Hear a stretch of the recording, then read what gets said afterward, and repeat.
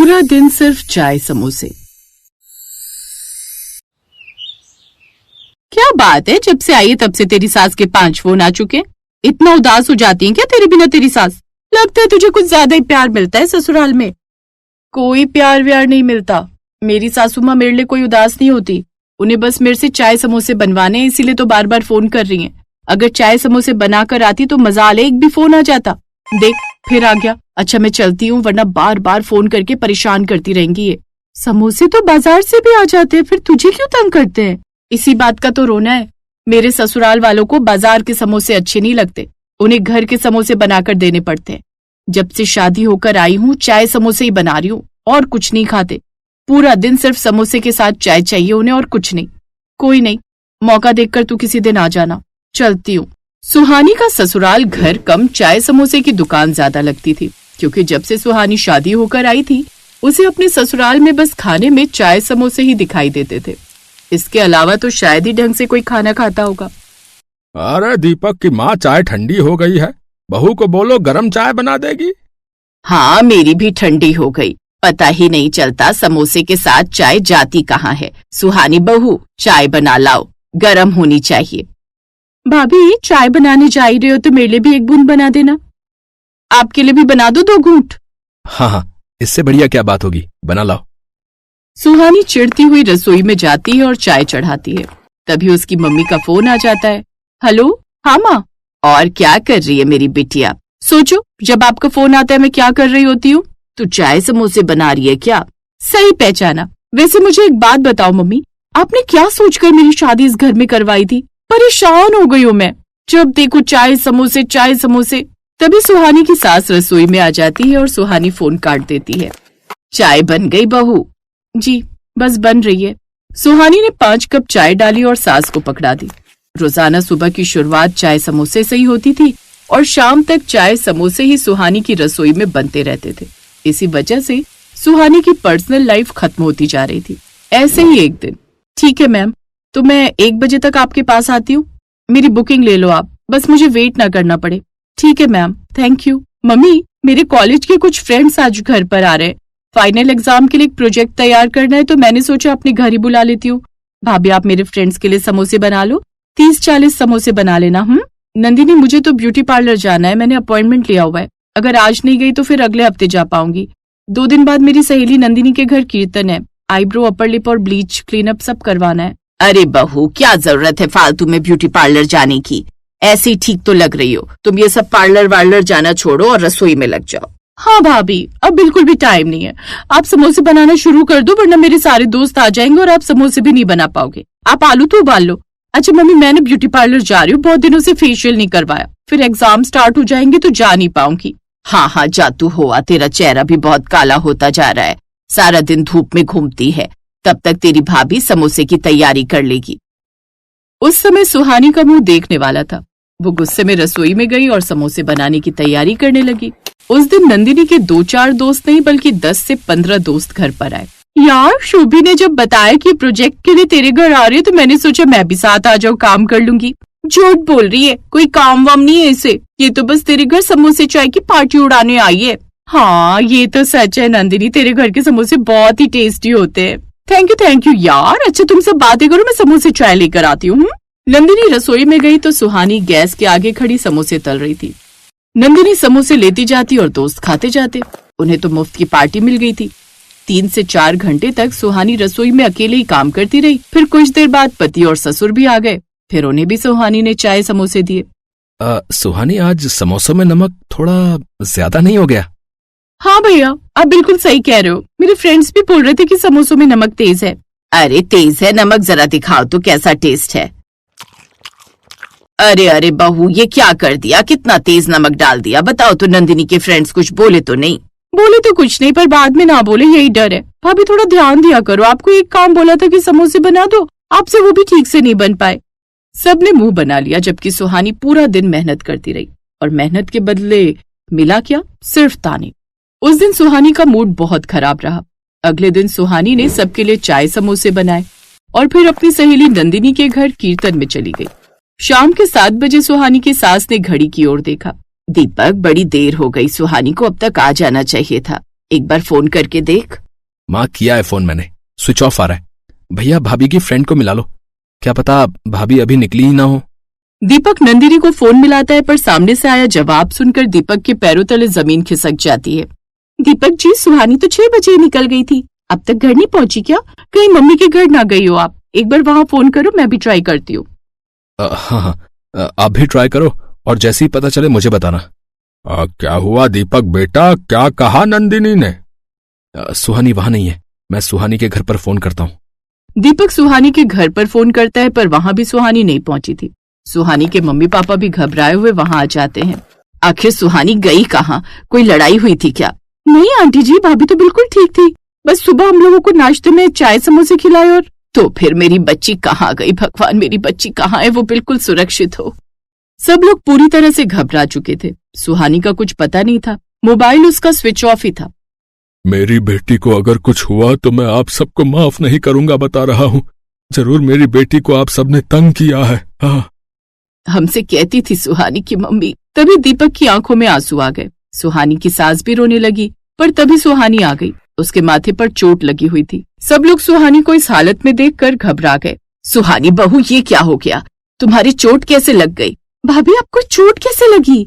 सुहानी बेटा, क्या हो गया? मेरी बच्ची, तुझे चोट कैसे लग गई? नंदिनी के घर से 6 बजे निकली थी। कल मोबाइल फोन में एक ऐड आ रहा था जिसमें समोसे बनाने की मशीन दिखा रहे थे, जिसमें जल्दी जल्दी समोसे बन जाते। सोचा बाजार से खरीदती हुई घर आ जाऊंगी, पर बाजार में बारिश का पानी भरा हुआ था और गड्ढे में पैर आ गया। माथे पर चोट आ गई, मोबाइल फोन भी टूट गया। फिर डॉक्टर के क्लिनिक से पट्टी करवाई और घर वापस लौटी। मुझे लगा अगर समोसे बनाने की मशीन खरीद लूंगी तो समोसे जल्दी बन जाएंगे। सुहानी की बात सुनकर उसके ससुराल वाले बहुत शर्मिंदा हो गए। आज उनकी वजह से ही सुहानी इतनी परेशान थी। सबको अपनी गलती का एहसास हुआ और अगले दिन से ही सबने चाय समोसे पर रोक लगा दी। अब जिसको भी समोसे खाने होते थे बाजार से आ जाते थे या फिर सास और ननद बना लेती थी। अकेली सुहानी पर बोझ डालना उसके ससुराल वालों ने बंद कर दिया। भले ही सुहानी को चोट लगी थी, पर इस चोट के बाद सुहानी को पूरे दिन समोसे और चाय बनाने की ड्यूटी से राहत मिल गई।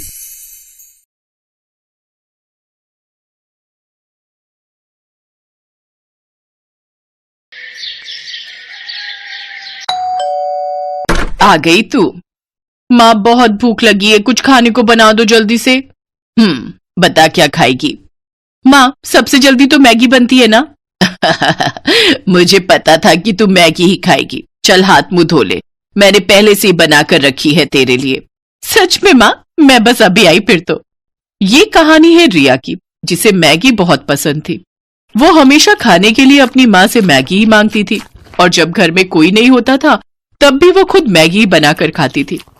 ऐसे ही वक्त गुजरता चला गया और फिर वो दूसरे शहर जाकर हॉस्टल में रहकर पढ़ाई करने लगी। और फिर एक दिन, हेलो रिया, क्या कर रही है? कुछ नहीं माँ, बस नाश्ता करके कॉलेज जा रही हूँ। अरे वाह, क्या बना है नाश्ते में? वो माँ, मैंने मैगी ही बनाई होगी। हाँ माँ, थोड़ी देर हो रही थी तो मैंने सोचा कि मैगी ही बना लूं। अरे मैगी की भूखी, तेरा पेट कब भरेगा इस मैगी से? पेट तो बहुत अच्छे से भर जाता है माँ, बस मन ही नहीं भरता। जब से रिया हॉस्टल में आई थी तब से ही वो दिन रात बस मैगी ही खाती रहती थी। ना तो उसने कभी कुछ और बनाना सीखा और ना ही सीखने में रुचि ली। ऐसे ही उसका कॉलेज भी पूरा हो गया और फिर वो अपने घर लौट गई। फिर एक दिन, सुन, जल्दी तैयार हो जाना, ठीक है? क्यों, क्या हुआ? कहीं जाना है क्या? अरे पगली, बताया तो था आज लड़के वाले आ रहे हैं तुझे देखने। क्या माँ, मुझे अभी शादी नहीं करनी। अभी नहीं तो कब करेगी? बुढ़ापे में क्या? चल जल्दी से तैयार हो जा। सरला के कहने पर रिया तैयार हो गई। सुधीर और उसकी माँ कुसुम उसे देखने आए। रिया की सुंदरता देखकर सुधीर ने उसे फौरन पसंद कर लिया और फिर 2 महीने बाद उनकी शादी की तारीख भी तय हो गई। इसी बीच सुधीर और रिया बाहर घूमने गए और फिर एक होटल में। तुम क्या खाना पसंद करोगी? मैं तो राजमा चावल खाऊंगा। वो यहाँ मैगी मिलती है क्या? हाँ मिलती ही होगी, पर होटल में आकर मैगी खाओगी? हाँ, क्यों नहीं। चलो ठीक है, जैसे तुम्हारी मर्जी। उस दिन सुधीर को समझ आ गया था कि रिया को मैगी बहुत पसंद है, लेकिन कितनी ज्यादा पसंद है ये तो उसे मालूम होना अभी बाकी था। फिर उसी शाम, रिया देख, अब तेरी शादी होने जा रही है। अपने ससुराल में जाकर उन्हें क्या खिलाएगी? बस मैगी? अरे कुछ तो खाना बनाना सीख ले, वरना तेरी सास तुझे धक्के देकर घर से बाहर कर देगी। हाँ हाँ माँ, कल से मुझे खाना बनाना सिखा देना, ठीक है? रिया को कभी खाना बनाने में इंटरेस्ट नहीं आया। उसने जब बहुत आसानी से अपनी माँ को कहा कि वो कल से ही खाना बनाना सीखेगी, तभी उसकी माँ समझ गई थी कि वो जरूर कोई तिकड़म भिड़ा रही है। शादी को अब बस 10 दिन बचे थे और अगले ही दिन रिया की 4 सहेलियां उसकी शादी के लिए उसके घर में आकर रुक गईं।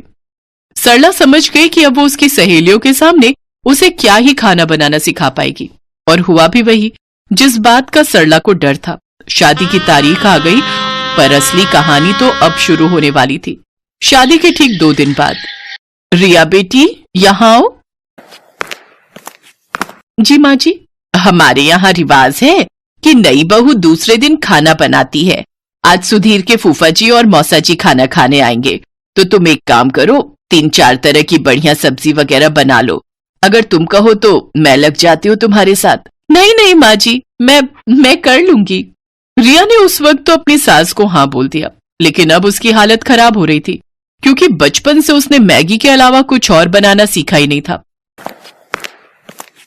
वो किचन में गई और झट से अपना फोन खोला और अलग अलग रेसिपीज खोलने लगी।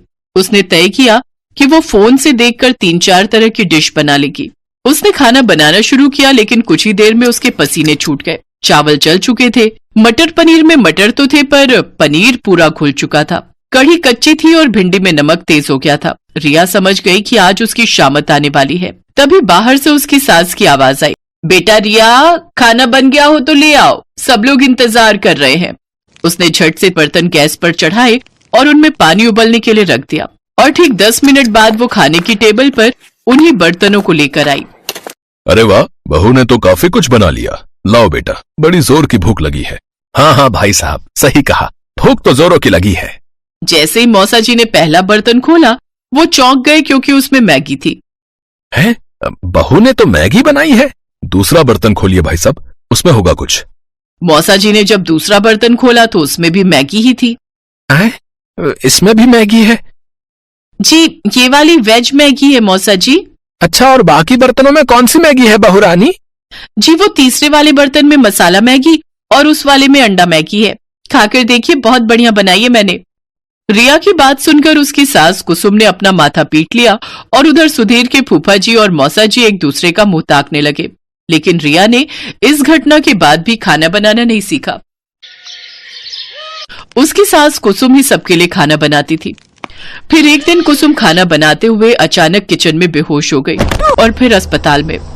देखिए, अब इनकी उम्र हो रही है, बेहतर है कि ये ज्यादा से ज्यादा आराम करें, और हाँ, खाने में इन्हें हेल्दी फूड दीजिए, जैसे सूप, पनीर, दूध, दही, अंडे से बनी चीजें। घर का खाना खाएंगी तो जल्दी से ठीक हो जाएंगी, वरना कमजोरी बढ़ती ही जाएगी और फिर बड़ी मुश्किल हो जाएगी। रिया और सुधीर कुसुम को घर ले आए, लेकिन रास्ते भर ना तो कुसुम ने और ना ही सुधीर ने उससे कुछ कहा। फिर अगले दिन जब कुसुम सोकर उठी तब, चलो अब फटाफट सबके लिए नाश्ता बना देती हूँ। जैसे ही कुसुम किचन में जाने लगी, तभी रिया उसके पास आई। उसके हाथों में पराठे और सब्जी थे और आंखों में आंसू। पराठे जले हुए थे और सब्जी कच्ची थी। कुसुम ने मुस्कुराकर रिया के सिर पर हाथ फेरा और बोली, कोई बात नहीं बेटा, ऐसा करो, मेरे लिए कुर्सी डाल दो रसोई में, मैं बताती जाऊंगी और तुम बनाती जाना, फिर देखना सब ठीक से बनेगा। उस दिन से कुसुम रिया को हर रोज खाना बनाना सिखाने लगी, और रिया भी अब दिल लगाकर सीखने लगी। 6 महीनों तक रिया ने मैगी को हाथ तक नहीं लगाया, और अब वो बहुत बढ़िया खाना बनाने लगी। उसकी सास कुसुम भी अब पहले से तंदुरुस्त हो गई थी। फिर एक दिन जब रिया अपने कमरे में थी, तभी उसकी सास वहां एक कटोरा लेकर आई। लो रिया, खाना खा लो। अरे माँ जी, मैंने खाना बनाया हुआ है, आपने क्यों? अरे मैगी बनाई है तुम्हारे लिए, मुझे भी तो तुम्हारा थोड़ा ख्याल रखना चाहिए ना।